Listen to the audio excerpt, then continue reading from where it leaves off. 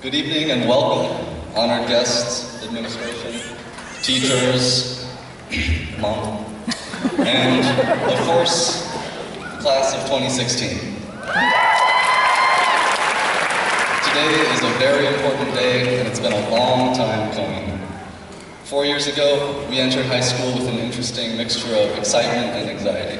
Excitement because we were finally with all the big kids, and anxiety because, well, we were now with all the big kids. And thoughts of stereotypical upperclassmen filled our heads. What if somebody took my lunch money? What if a big kid shoved me into a locker? Or worst of all, what if somebody gave me a wedgie and managed to rip my new pair of big kid underpants? If we weren't careful, such unpleasant possibilities would fill our minds and render our limbs immobile with fear. Well, it's been 4 years, and I am pleased to announce that throughout the entirety of my high school experience, I was not once robbed of my lunch money or shoved into a locker, nor did any pairs of underpants suffer an untimely demise. Silly worries receded quickly into the background, and time passed like a breeze, it's kind of interesting. It seems like the older we get, the more quickly time passes. So we find ourselves here. We're done with high school, and we might feel a little intimidated, although the nature of our worries has changed since we entered. Even now, I occasionally have to push some rather scary thoughts out of my head, thoughts of the things that might happen in the real world. Bills to pay, people to appease, momentous decisions to make, and what if somebody steals my lunch money? We stand on the precipice of our future. After years of relying upon our parents for guidance, the time in our lives when we part ways is almost upon us. Some of us might leave for college, or jobs, or military service. But whatever the case, we must inevitably say goodbye to our beloved parents and guardians and experience life on our own. And that's scary business. So today, I would like to help provide a simple toolkit of things that should prove useful in dealing with the daunting tasks ahead of us. First and foremost in our toolkit of things that should help us in 2 independent roles is self-application.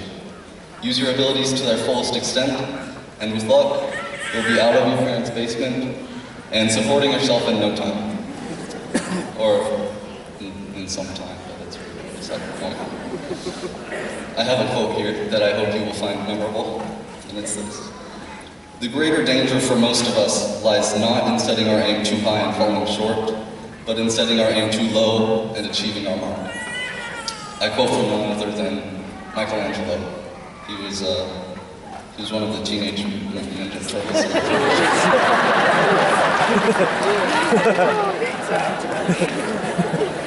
If you don't put your abilities to use as best as you possibly can, then it is only reasonable that you aren't going to be as successful as you probably could be.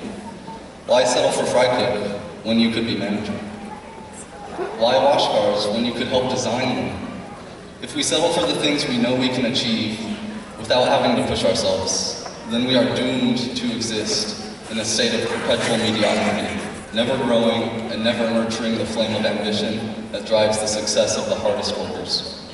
In all psychological studies that have examined the phenomenon of genius, time and time again, it is found that the most important factor that drives the success of geniuses is this: hard work. That is the secret sauce, if you will. Some of you have learned already to apply yourselves and put forth the hard work, and that's great. Hard work and diligence will get us places. But most of us have room for improvement. And I also understand that not everyone is satisfied with where they are.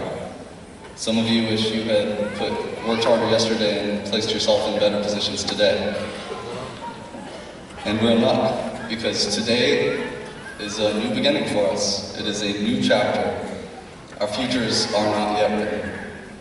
And that's true for everyone here in this auditorium, although particularly for the graduates here tonight. We have the ability to better ourselves, but we must choose to do so. So if you gain a few unwanted pounds, don't complain about it and then proceed to binge on Netflix and Doritos all day. You have the ability to go to the gym or to eat well to try and solve the problem. And if you're unsatisfied with your current job, you can do a little bit more than complain about it. You have the ability to apply for another, better job. And yes, sometimes life is just going to slap you in the face, and you're going to gain that weight anyway, or you won't get that job. But at least you tried. And just by putting forth the effort, you have increased the odds of improving your situation tenfold or more.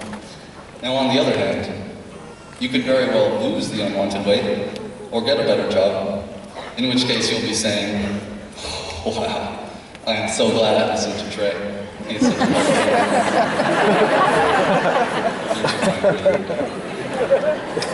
Next in our toolbox of wonders, we find the almost as valuable tool of persistence. The determination to not give up is paramount in becoming the beautiful, blossoming little flowers that our parents and guardians always knew it could be. Though I might be inexperienced myself, I have seen and observed enough to know that life is probably not going to be a smooth ride to the finish, and life itself will often assume the role of bully. But what we need to realize is we don't have to get things right the first time. People rarely achieve their goals the first time they try.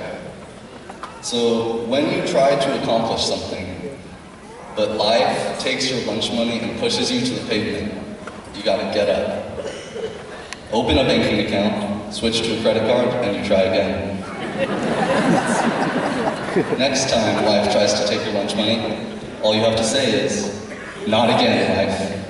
This time I have no cash. See, now all you have to worry about is credit card debt and identity theft. If you give up after just one or two tries, you are robbing yourself of the potential to accomplish your goals. J.K. Rowling was rejected a dozen times before finally publishing Harry Potter, and now she is the most successful author today. And that brings me to a good point. Don't let others get you down. Thomas Edison was told he was too stupid to learn anything.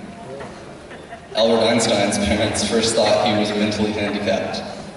And Charles Darwin's father literally told him, you care for nothing but shooting, dogs, and rat catching, and you will be a disgrace to yourself and all your family. That's pretty harsh. But look at how great these people ended up despite what others said or did. They, among many others, are proof that others cannot stop you from achieving. Pay no heed to the ubiquitous negativity. Don't be discouraged if you're rejected the first time, and don't let others discourage you with what they say. In fact, if anyone says something negative about you, all you have to do is retaliate with the classic, I'm rubber, you're glue, everything you say bounces off of me and sticks onto you. And, wow, man, you just roasted them.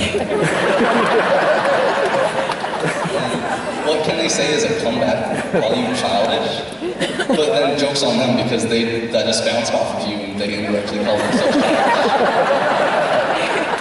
The plan was infallible. My final parcel of guidance for our toolbox is this. Don't be stupid. In the words of a former coach and teacher here at BHS, life is hard, but it's harder when you're stupid. Those are some words to live by.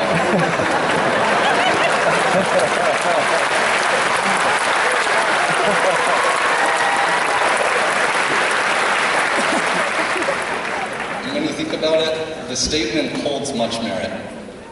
Life is hard enough as it is, and making stupid decisions is a surefire way to make it harder. Lest I break into a sermon on moral and ethical principles, I will be brief and leave it at this. If you want to make it on your own without being dependent on friends and family for the rest of your life, you'll have to be an adult in the decisions you make. Have fun now, be young, but never forget the consequences of a poorly made decision. Maybe you shouldn't procrastinate any longer on that essay.